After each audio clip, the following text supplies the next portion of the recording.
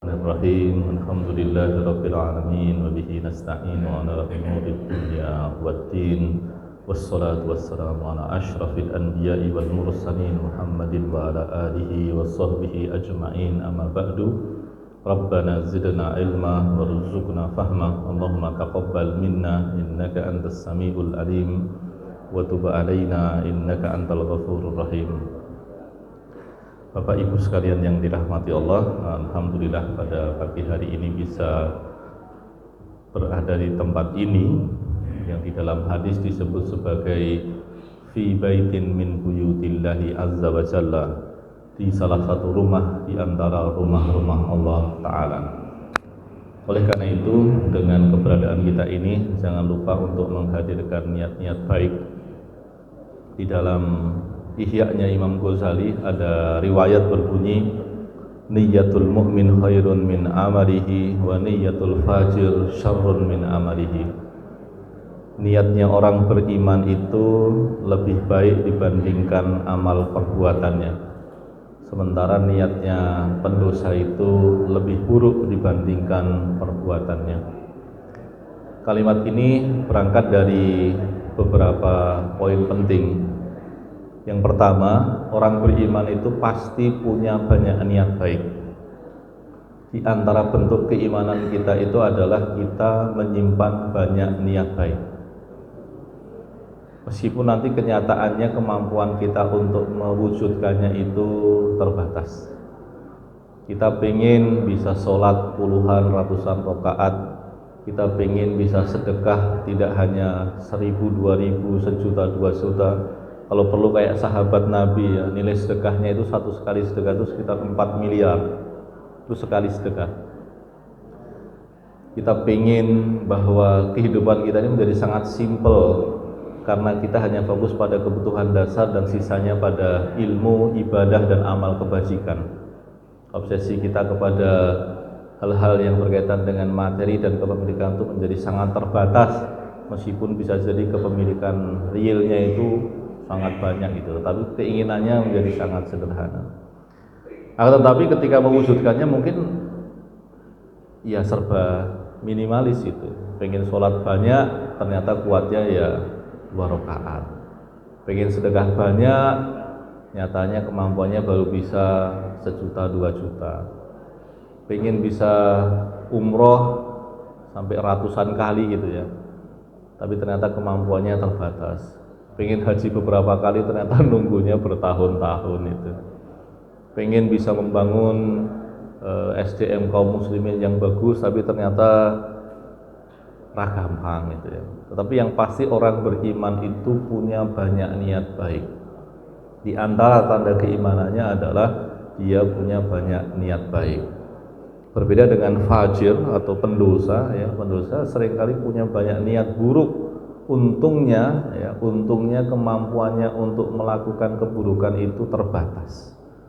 Pengen berzina, pengen mengambil hak orang, pengen menyakiti tetangga, pengen memukul temannya. Untungnya mau berzina nggak ada yang mau diajak, mau mengambil hak orang yang mau diambil nggak ada, mau nyakiti tetangganya tentara. Untung terbatas itu.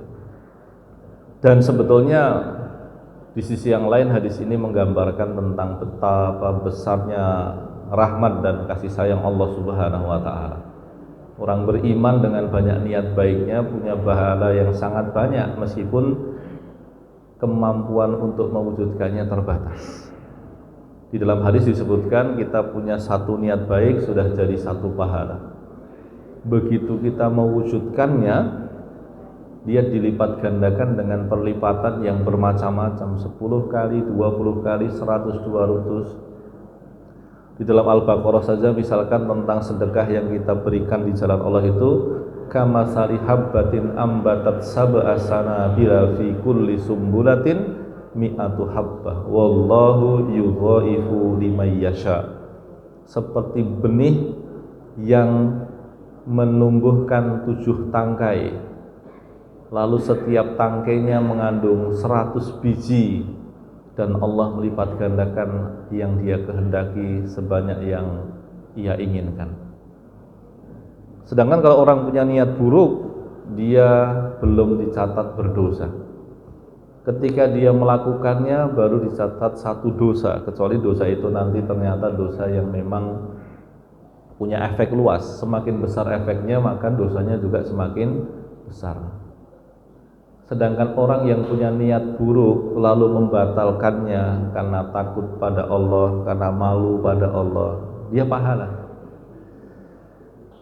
Maka dari satu hadis sederhana ini saja kita menyadari bahwa di antara kepandaian orang beriman itu adalah kepandaiannya menata hatinya untuk sibuk dengan kebaikan-kebaikan dan kemuliaan-kemuliaan.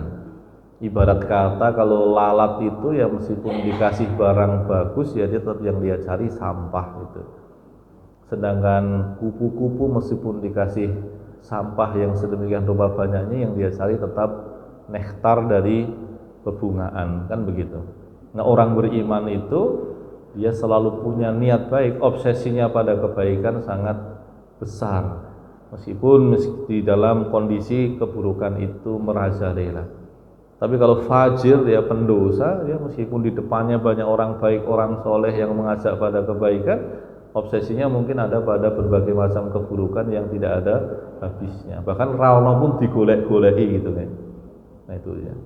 Adapun berangkat dari situ kita di sini dengan beberapa niat ya, kita beriktikaf di sini sebelum nanti kita Ramadan akan memperpanjang iktikaf kita. Dan kita mendekatkan diri kepada Allah atau bertaqarrub kepada Allah dengan tolabul ilmi kita, dengan kita mencari ilmu. Di antara akhlaknya orang Islam itu senang ilmu.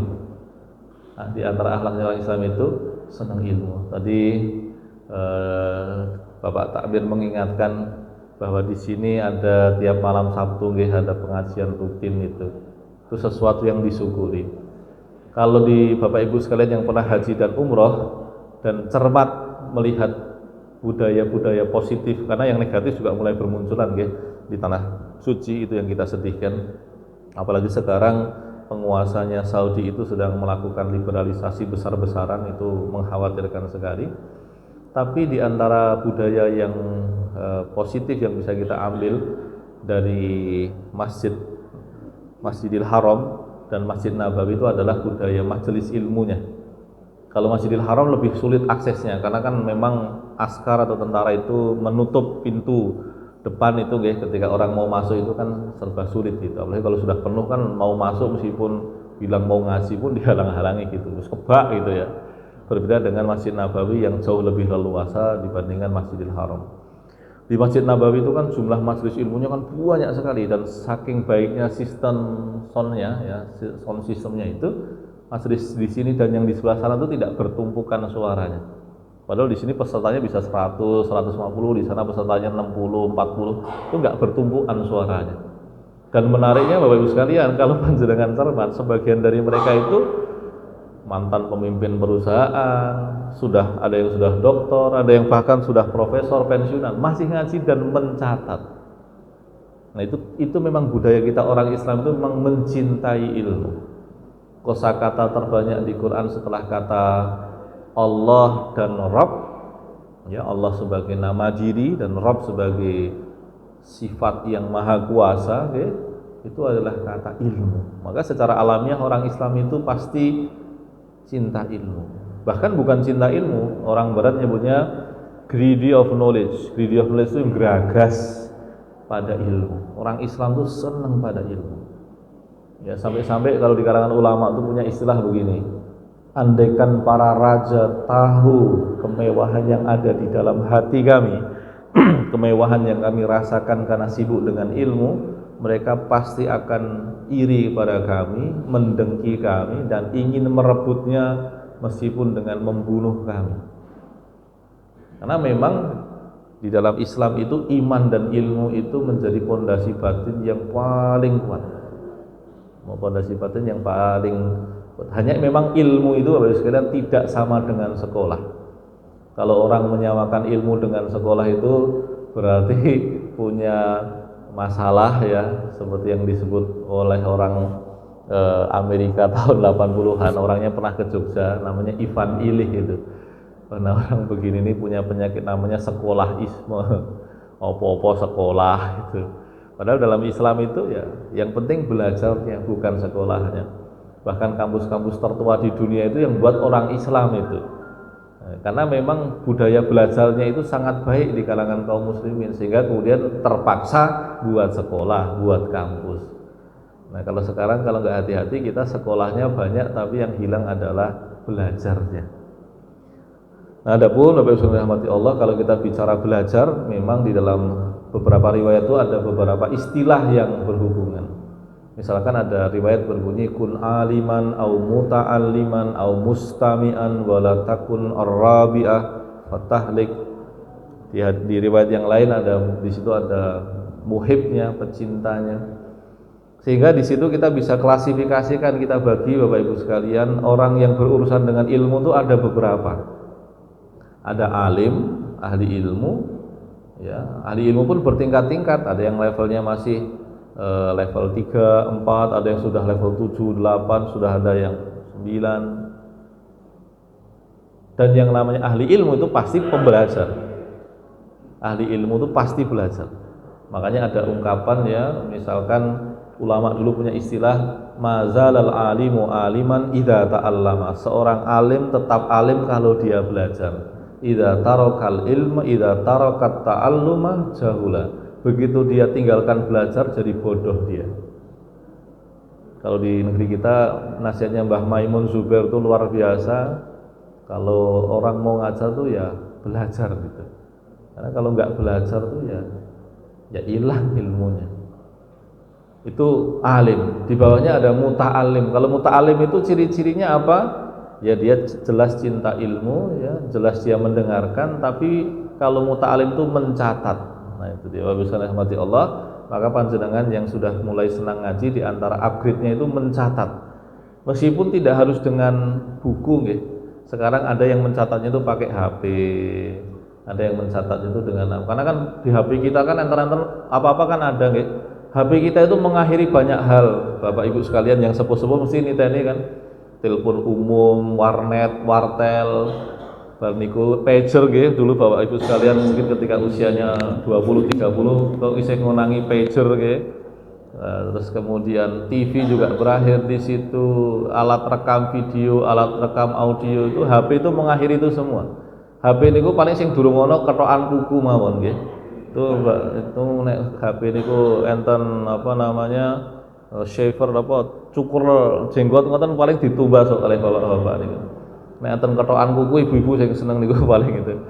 Nah itu. Nah termasuk di dalamnya ya alat catat ya, alat pencatat kan. Di HP itu ada note-nya kan, ada itu bisa. Atau meskipun sebagian orang itu lebih mantap dengan menulis dengan pena, dengan coretan-coretan gitu. Nah itu muta'alim. Muta'alim itu dia suka ilmu, dia mendengarkan ilmu dan mencatat. Di bawahnya ada mustami. Mustami itu ngaji kuping. Dan ngaji kuping itu baik. Ya. Ini tidak mengatakan buruk, tidak. Ini semuanya baik. Alim baik, muta'alim baik, mustami baik, muhibnya baik, semuanya baik. Hanya kalau pengen upgrade yang lebih tinggi, jadi alim, kita berharap sebetulnya majelis ilmu kita ini kan setelah dirawat sedemikian rupa, lulusannya jadi alim, jangan sampai naik-naiknya jadi pengurus majelis taklim saja. Ulama-ulama kita dulu kan ngajinya di majelis begini, berakhir menjadi alim. Kalau di negeri kita ngaji begini ini, naik-naiknya jadi pengurus majelis taklim. Ya pengurus majelis taklim baik, tapi kok nggak jadi alim? Berarti memang ada yang salah dengan majelis taklim kita. Jangan-jangan yang ngajar salah, atau bisa jadi kurikulumnya salah, sistemnya salah, yang belajar salah, mungkin saja. Tapi idealnya jadi alim. Atau muta'alim tadi, dia cinta, dia mendengarkan, dia mencatat. Atau mustami dia cinta, dia mendengar. Yang paling bawah tapi utama ya itu muhib itu apa? Teko ngaji dong kowe ya ora nyatet ora, waduh ra sempet ya kan. Lemu ngrungokke piye aku nggawa anak itu. Lah kok mangkat sik penting oleh ganjarane golek ilmu. Jadi ini selain itu agak kita sesalkan ya, karena kita manusia itu kalau makan ya sapi makan, kalau minum kambing ya minum, kalau mohon maaf buang hajat ya sapi gajah juga buang hajat begitu. Kalau bereproduksi ya ular pun bereproduksi. Tapi kalau belajar ilmu ya hanya manusia. Maka kalau kita katakan bahwa majelis kita ini majelis yang paling manusiawi. Manusia. Kenapa? Karena yang melakukannya manusia. Kalau makan, bersenang-senang, bergembira, selain manusia juga melakukannya. Maka majelis ilmu itu adalah majelis yang menyempurnakan kita sebagai manusia, dan kita perlu bersyukur ketika kita diberikan kesenangan, kegembiraan pada hal itu. Nah, selanjutnya Bapak Ibu sekalian yang dirahmati Allah, di antara ilmu yang perlu kita pelajari adalah ilmu-ilmu yang menopang kewajiban hidup kita. Kewajiban hidup itu tolong jangan difahami dari perspektif dunia kerja dan industri semata. Kalau orang barat itu dulu ketika penjajah itu datang ke negeri-negeri muslimin, mereka menganggap wah orang-orang timur itu nggak produktif ya. Misalkan mereka ke sawah, di sawah santai, itu pun kalau mau lebih ekstrim ya ada break, salad barang nggak produktif, karena ukuran produktivitas mereka tuh cuan gitu ya, nek ono duitnya produktif. Dalam Islam produktivitas kita lebih luas. Mencari uang itu hanya satu dari sekian banyak produktivitas. Produktivitas kita tuh yang lainnya apa? Sholat kita itu produktivitas, zikir kita, Quran kita, silaturahmi kita, persahabatan kita yang bernilai kebajikan. Bayangkan Abu Bakar As-Siddiq, Nabi pada subuh pernah bertanya begitu, siapa di sini pada subuh, siapa di sini yang sudah menengok orang sakit? Abu Bakar mengatakan, ana ya Rasulullah. Bayangin, berarti kan nengok orang sakitnya sebelum subuh. Nek neng kene marani wong lara durung subuh so dibandem wajan niku. Lah urung subuh wis do mara ribut to iki. Terus kemudian Nabi tanya lagi, siapa yang sudah memberi makan orang miskin? Abu Bakar katakan, ana ya Rasulullah. Kaget itu orang-orang. Lalu kemudian Nabi tanya lagi, siapa yang sudah menyantuni anak yatim? Lagi-lagi, ana ya Rasulullah. Pertanyaan terakhir, siapa yang sudah mengantarkan jenazah? Bayangkan, pertanyaannya setelah subuh, berarti kan dilakukan sebelum subuh. Berarti mereka punya pola aktivitas yang beda dengan kita sebetulnya. Lagi-lagi Abu Bakar mengatakan, ana ya Rasulullah. Lampu kita ini membuat kita itu tidur lebih larut dan bangun lebih siang. Saya masih ingat itu ada acara pramuka di daerah Panggang Gunung Kidul, itu kami jalan jam 1 pagi. Kelihatan keren, bangga gitu ya. Jalan bar kuwi sing lewat sibuk-sibuk kayak wis ternyata simbah-simbah sudah lewat dengan lebih cepat, lebih giat dibandingkan kami yang muda-muda. Langsung harga diri kami langsung runtuh itu. Ya karena pola aktivitas mereka pada Isya tidur, jam 1 udah bangun dan beraktivitas dengan macam-macam begitu. Nah itu dia. Produktivitas kita lebih banyak. Nah, ilmu yang paling penting adalah ilmu yang menopang kewajiban kita sebagai manusia, baik sebagai hambanya Allah, ya sebagai teman, sebagai pekerja. Ya, pekerja dia juga ada ilmunya kan. Bidang-bidang profesional Bapak Ibu sekalian itu merupakan bagian dari itu. Tetapi kan bidang profesional kan beda-beda. Itu namanya fardu kifayah. Fardu kifayah itu artinya kewajiban yang kita perankan, kita mainkan untuk menopang kebersamaan kita sebagai masyarakat muslim. Tapi ada yang namanya fardu ain. Fardu ain itu kewajiban orang per orang. Artinya apa? Semua orang wajib. Contohnya apa? Punya akidah yang benar. Semua orang wajib. Yang beda hanya tingkatannya saja. Semua orang wajib sholat. Yang bedakan apa? Kedalamannya saja. Semua orang wajib puasa Ramadan, yang membedakan apa? Ya paling puasa sunnahnya. Semua orang wajib haji, yang membedakan apa? Sing mangkat dhisik sapa, sing keri sapa itu. Kalau umpamanya sekarang sudah daftar mangkate isih 20 tahun meneh rak nggih sinau perkara haji rada-rada keri rak ya ora apa-apa. Tapi kalau panjenengan punya duit cash misalkan 300 juta mau berangkat besok nggih, berangkat musim haji besok gitu ya Anda harus segera belajar perkara haji itu. Karena kalau tidak, maka tidak sempurna nanti ibadah haji yang dilakukan. Nah, adapun di antara aktivitas yang selalu kita lakukan, ya, kalau perkara ilmu untuk ilmu dalam artian yang membentuk kesadaran kita, perkara akidah. Kita harus tahu siapa Allah, bagaimana sifat dan perbuatannya, kasih sayang dan murkanya, bagaimana kita selalu terhubung dengan Allah, itu perkara akidah. Adapun perkara yang lebih praktis ya sholat. Sholat itu kita paling tidak sehari 5 kali, paling tidak 17 rakaat.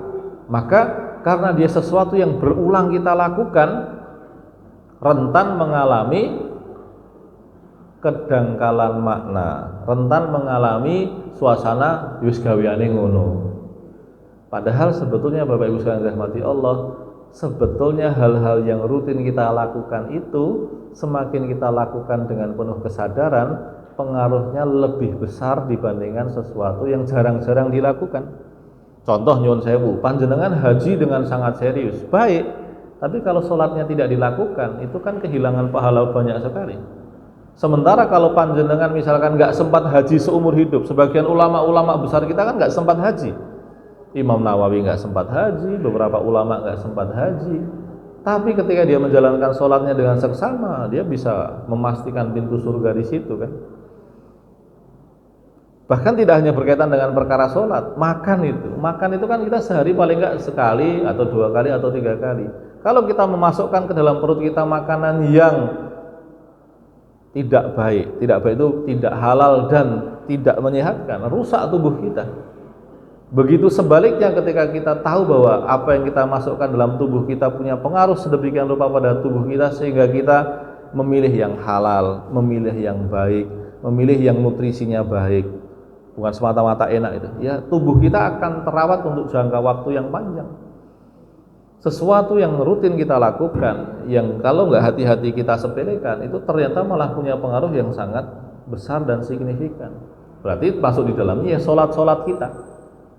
Sholat-sholat yang kita lakukan, Bapak Ibu sekalian dirahmati Allah, bahkan saya begini, contoh yang lebih ekstrim, kita tiap hari itu harus buang air. Kalau nggak buang air dengan seksama, dengan serius, maksudnya nggak tuntas, kan jadi sampah dalam tubuh, jadi penyakit dalam tubuh. Padahal buang air, panjenengan nyuwun sewu suka menunda-nunda buang air, itu pasti ada masalah nanti.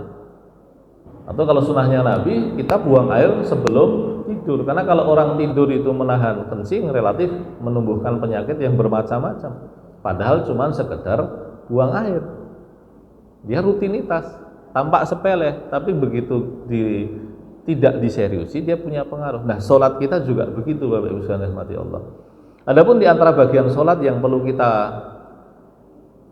dalami dari waktu ke waktu itu ya makna-makna dari bacaan sholat kita. Karena sebetulnya sholat itu kan komunikasi. Kita kalau nyuwun sewu di rumah komunikasi itu asal ya. Jadi komunikasi bapak ibu itu yang waton sak perlune. Bu, masakane wis rampung. Pak duwite rampung, itu keluarga macam apa itu? Itu kan dasariah sekali. Ya seharusnya kan ya ada komunikasi yang sifatnya manusiawi dan saling menghargai. Tadi gimana kerjanya, ada masalah apa, gimana uang belanjanya, atau sebaliknya bapak tadi gimana, ada masalah apa. Nah sholat juga sama kan sebetulnya. Kalau kita sambil lalu ya kita tidak mendapatkan apapun sebetulnya. Ya sekurang-kurangnya kewajiban gugur. Tapi kita tidak mendapatkan energi yang kita butuhkan untuk menjalani hidup. Karena asalnya Bapak Ibu sekalian, kaidah yang harus kita pegang itu apa? Haitsu tujadu fihi syariah fihil maslahah. Pokoknya kalau ada syariat itu pasti ada maslahat. Dan kalau kita bicara maslahat, yang berkebutuhan pada maslahat itu ya manusia, bukan Allah Subhanahu wa ta'ala. Allah tidak butuh sholat kita, Allah tidak butuh iman kita, Allah tidak butuh puasa, haji, sedekah kita. Tidak ada yang dibutuhkan Allah. Allah itu ghani, Allah itu maha kaya. Allah tidak berkebutuhan pada sesuatu pun dari makhluknya, tidak ada. Berarti sebaliknya, setiap hal yang kita lakukan berkaitan dengan ketaatan itu sepenuhnya memberikan manfaat dan maslahat untuk diri kita, termasuk sholat kita itu. Sholat itulah yang membentuk kebahagiaan kita, ketahanan jiwa kita, kegembiraan kita, ketangguhan kita. Kok bisa ketangguhan? Lihat ayat-ayatnya, wasta'inu bis-sabri was-shalah. Minta tolonglah kamu dengan sabar dan sholat. Dia membentuk ketangguhan. Dia membentuk produktivitas. Inna sholata tanha 'anil fahsya'i wal munkar. Orang sholat, kalau sholatnya beres, dia akan meninggalkan fahsya dan munkar dan menghasilkan amal-amal kebaikan. Dia menjadi energi. Nah, sekarang pertanyaannya, bagaimana agar sholat itu menjadi sumber ketangguhan, keteguhan, dan juga produktivitas amal kebaikan? Kebermaknaan. Guru yang tidak bermakna, dia ngajar saja. Muridnya ngapa nggak peduli dia. Bahkan dalam dunia bisnis modern saja, perusahaan tuh berlomba untuk menciptakan value, menciptakan nilai. Kita produksi barang itu untuk apa? Kalau dulu orientasinya jual, belakangan mereka merevisinya. Ternyata value itu menjadi penting untuk mereka. Makanya sekarang kan banyak perusahaan, bahkan perusahaan negara itu kan ada kata-kata yang menunjukkan value kan. Nanti tinggal mau memaknai serius atau enggak kan. Misalkan BUMN sekarang akhlak gitu. Akhlak itu ada kepanjangannya kan, A apa, K apa, H apa, L apa, A lagi apa. Perusahaan besar punya, perusahaan-perusahaan dunia yang besar-besar, terlepas mereka sekuler, pemiliknya non-muslim, mereka mencoba menciptakan value mereka. Ya sama, sholat itu kan sebenarnya kan sumber value kita, sumber nilai hidup kita. Dengan sholat kita bisa menjalani hidup dengan waras. Nah, tetapi itu akan betul-betul terwujud ketika kita memaknai sholat kita. Nah, yang dimaknai apa? Banyak hal. Di antara yang paling penting adalah rukun sholat yang bernama Al-Fatihah. Nah, itu dia. Nah, Al-Fatihah ini Bapak Ibu sekalian yang dirahmati Allah Subhanahu wa taala adalah surat yang oleh sebagian ulama dikatakan tidak ada di dalam kitab-kitab terdahulu. Perintah sholat di kitab terdahulu ada. Misalkan Injil yang asli, Taurat yang asli, ada perintah sholat. Puasa jelas. Kama kutiba alal ladina min qablikum la'allakum tattaqun. It was ya kan. Dhisik ono kok, dhisik wong Kristen, bukan orang Kristen ya. Kristen pun sampai sekarang ada puasanya kan. Maksudnya orang yang mengikuti Nabi Isa, mengikuti Injil yang benar berpuasa. Itu dia. Apa? Banyak perkara Quran, bahkan kan dikatakan Quran itu ada 4 bagian. Ada yang namanya tiwal. Tiwal itu surat yang panjang-panjang, rata-rata di atas 200 ayat. Itu 11 surat yang pertama, 7, 8, 9 surat pertama. Itu setara dengan Taurat. Lalu kemudian ada yang namanya Al-Masani. Yang namanya Mi'un, ya Mi'un itu yang atas ayatnya di atas 100-an. Itu setara dengan Zabur. Lalu ada yang namanya Masani, itu setara dengan Injil ya. Lalu kemudian ada yang hanya ada di Quran saja. Yang termasuk yang ada di Quran saja ya Al-Fatihah. Nah, di situ penuh dengan pujian-pujian. Nah, Bapak Ibu rahmati Allah, karena waktunya terbatas, saya 5 menit saja ya. Al-Fatihah itu Bapak Ibu sekalian, itu terdiri dari 3 bagian. Terdiri dari 3 bagian. Dan itu disebutkan Nabilah yang menyebutkan itu di dalam hadisnya. Perkara nanti bismillah itu ayat atau tidak, itu persoalan khilaf yang bisa kita skip dahulu. Karena kalau panjenengan menganggap bismillah itu bukan ayat dan tidak membacanya dalam sholat, ya nggak apa-apa. Menganggap itu bukan tapi tetap baca bismillah, ya itu nggak apa-apa. Jangan menganggap itu ayat dan tidak membacanya, ada juga ulama melakukannya. Menganggap itu ayat dan membacanya, ada juga ulama yang melakukannya. Varian-varian itu ada. Tetapi yang pasti ayat-ayat Quran sisanya itu kata Nabi itu sepertiganya untuk Allah, sepertiganya itu menjadi penghubung dan sepertiganya itu untuk hambanya. Ya, jadi kalau kita mau Al-Fatihah itu kan disebut juga sebagai As-Sab'ul Masani.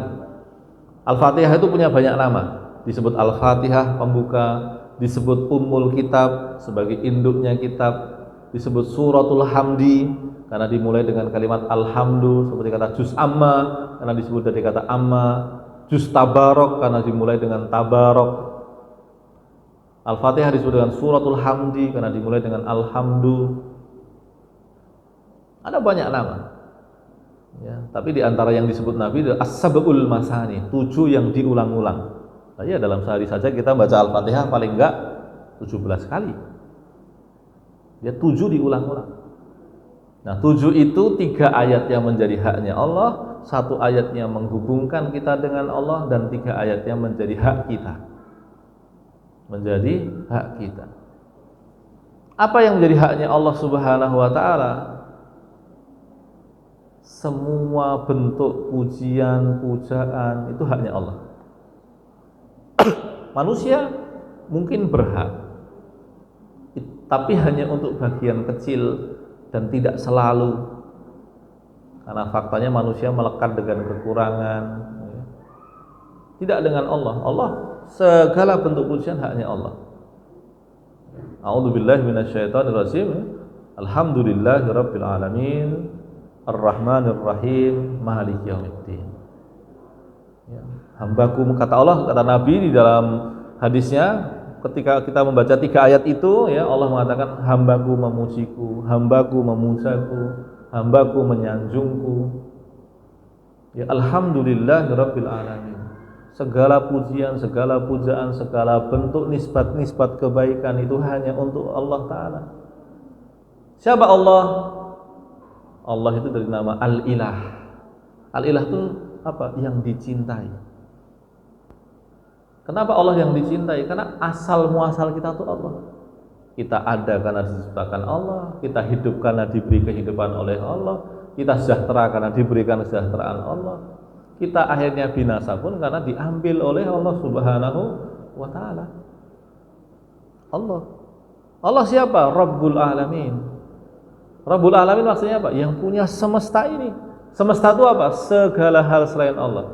Segala hal selain Allah itu ada karena diciptakan Allah, diadakan Allah, diwujudkan Allah. Nanti nggak adanya karena apa? Dibinasakan Allah, dimusnahkan Allah, didelet oleh Allah. Rabbul Alamin, yang punya kita semua ini. Kita ini bukan pemilik apapun yang hakiki. Kita tuh hanya pemilik titipan-titipan. Tubuh kita, nyawa kita itu titipannya Allah Subhanahu wa Ta'ala. Allah yang bagaimana? Ar-Rahman, pemilik kasih sayang yang paripurna segala bentuk. Ar-Rahim, ya, yang memberikan kasih sayangnya dalam bentuk-bentuk satuan yang lebih kecil kepada orang-orang tertentu, lebih-lebih kepada orang beriman di akhirat. Dan Maliki Yaumiddin, ada yang membacanya Maliki Yaumiddin, ada yang membacanya Maliki Yaumiddin, keduanya benar. Dialah pemiliknya, dialah rajanya di hari hitung-hitungan. 3 ayat ini Bapak Ibu sekalian rahmati Allah, ketika kita baca dengan kesadaran bahwa saya tuh lagi ngadep loh sing Gusti Allah, sing kuwasa, sing duweni kabeh. Itu akan terasa berbeda dengan ketika kita Alhamdulillahirrahmanirrahim maliki yaumiddin iyyaka na'budu wa iyyaka nasta'in ihdinas siratal mustaqim siratal ladzina an'amta 'alaihim ghairil maghdubi 'alaid-dhalin. Amin. Niku sing ngajari Anwar Zahid niku. Enggak ada maknanya. Berbeda ketika misalkan kami dulu ada Ustaz Sepuh, Ustaz Suprapto, itu ngajari kalau membaca itu jangan dinikmati itu. Alhamdulillahirabbil alamin.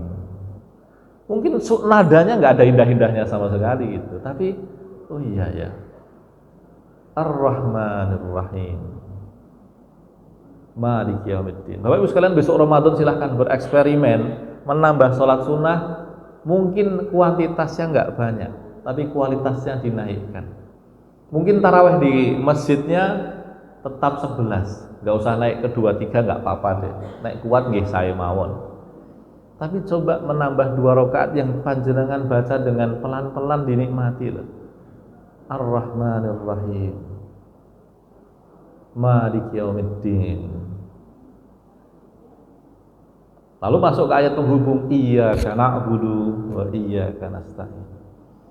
Hanya kepadamu ya Allah kami minta tolong, hanya kepadamu lah kami menyembah, hanya kepadamu lah kami apa? Kalau di ayat aku asku basi wa husni ilallah. Jadi ya Allah napa-napa kula sambate marang panjenengan, kula ngibadah marang panjenengan, kula nyuwun marang panjenengan, kula sambat marang panjenengan, kula ngaturaken susah ugi kali panjenengan. Kita tahu siapa kita tahu siapa Allah. Sapa sira sapa ingsun itu kita tahu gitu. Kula hamba panjenengan Gusti. Iyyaka na'budu wa iyyaka nasta'in. Kalau perlu diulang-ulang pada bagian ayat itu Bapak Ibu sekalian.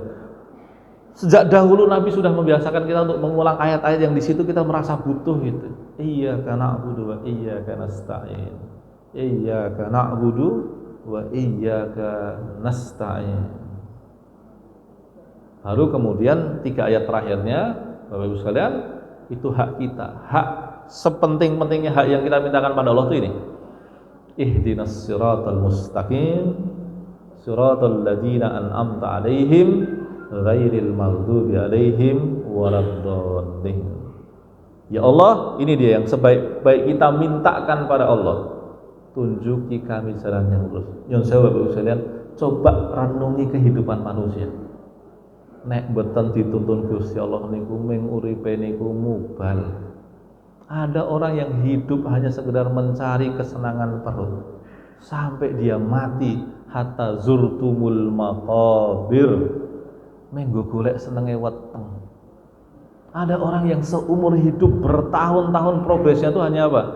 Mencari kesenangan kemaluan. Fakta kok. Yang saya bilang, kalau kita mendengar, kita hindari jangan dengar aib orang. Tapi begitu kita dengar aib orang, yang kita pikirkan pertama itu apa? Betapa ujiannya berat dan betapa bersyukurnya kita kalau kita tidak diuji dengan hal itu. Dan coba renungkan bagaimana inna sa'yakum la syatta. Lelakone menungso isen macam-macam. Ada yang diuji dengan apa, ada itu. Itu kalau Allah gak nuntun kita, mubal kita itu. Ihdinas siratal mustaqim, siratal ladzina an'amta 'alaihim. Ya Allah, kula nyuwun dalan ingkang napa panjenengan aturaken marang panjenengan aturke parang napa an'amta 'alaihim, orang-orang yang Engkau beri nikmat. Artinya apa? Kita minta jalan kenikmatan. Jalan kenikmatan itu apa? Jalan ilmu dan amal, kata ulama. Ada yang ngerti sing jejeg, nglakoni sing jejeg. Jangan sampai seperti Yahudi itu ngerti sing jejeg, wegah nglakoni sing jejeg. Kalau Nasrani apa? Nasrani itu pengen nglakoni sing jejeg, senajan orang ngerti piye sing jejeg, belok.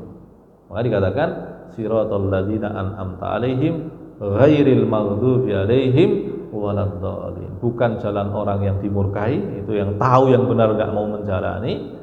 Waladdallin, ya, orang-orang yang sesat, pengen ngelakoni sing jejeg sing bener, senajan orang ngerti meleset. Nah, Bapak Ibu sekalian dirahmati Allah, mohon maaf atas keterbatasan waktunya, tapi poinnya adalah bahwa kita butuh banyak ilmu. Bukan ilmu yang menjadi gelar akademik kita, itu tambahan saja. Saya sudah ngerasakan 7 kampus 8 program. Tapi yang paling penting kalau kemudian kita bertambah usia gitu apa? Ilmu yang menuntun kita untuk benar, mengenali yang benar, menjalani yang benar. Embel-embel itu semuanya itu nanti kalau kita mati juga akan dilupakan oleh manusia. Yang sebetul-betulnya itu yang membentuk diri kita ini, membentuk diri kita dengan kebenarannya, dengan kelurusannya. Di antara ilmu itu adalah ilmu yang membuat kita menjalankan kewajiban hidup kita. Di antara kewajiban hidup kita adalah sholat kita. Dan sholat ini tidak berguna kalau kita tidak memaknainya. Dan di antara kebermaknaannya adalah ketika kita tahu apa yang kita baca, apa yang kita rapalkan, apa yang kita ungkapkan, apa yang kita ucapkan. Dan di antara bagian penting dari apa yang kita ucapkan dalam sholat kita adalah Al-Fatihah kita, yang merupakan rukun sholat. orang yang sengaja tidak membaca Al-Fatihah di dalam sholat padahal bisa, sholatnya tidak sah.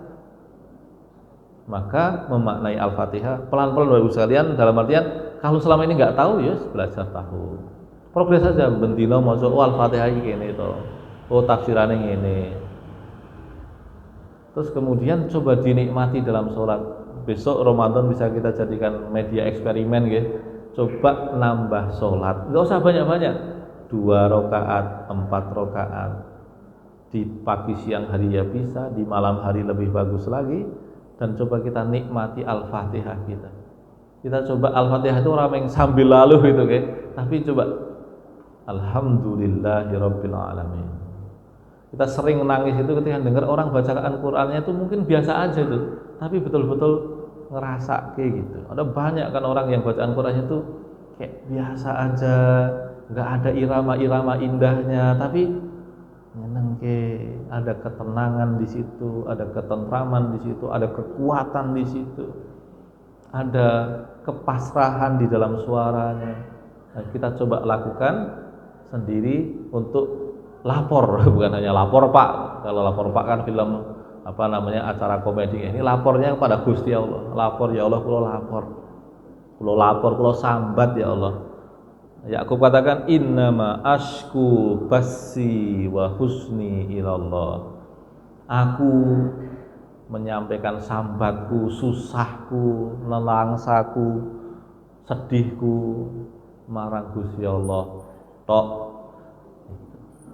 Semoga Allah mudahkan kita untuk mendapatkan ilmu yang bermanfaat, mudahkan kita untuk mengamalkan ilmu yang bermanfaat, dan ikhlaskan Allah Ta'ala dan menjadikan itu sebab kelurusan kita di dunia dan keselamatan kita di akhirat. Bapak Ibu sekalian, mari kita berdoa ya. Kalau kita berdoa Bapak Ibu sekalian, saya titip request ba'da sholat dungo atau di kesempatan apapun berdoa. Asalnya doa itu tidak hanya ba'da sholat, kapanpun, dimanapun, urusan apapun, ketika hujan, ketika safar, ketika dengar geledek, ketika selesai hujan, ketika kena hujan,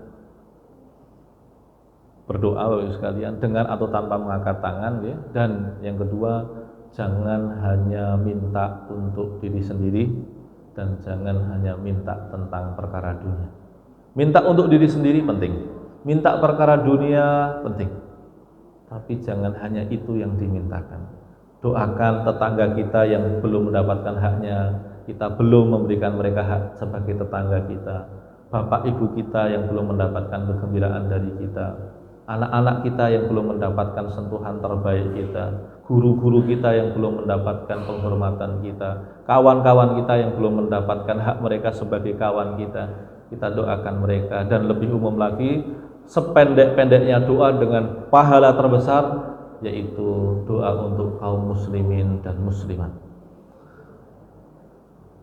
Mari kita memohon kepada Allah, semoga Allah tolong kita dan saudara muslim kita yang dekat maupun yang jauh, yang Allah uji dengan kemudahan maupun yang diuji dengan kesulitan.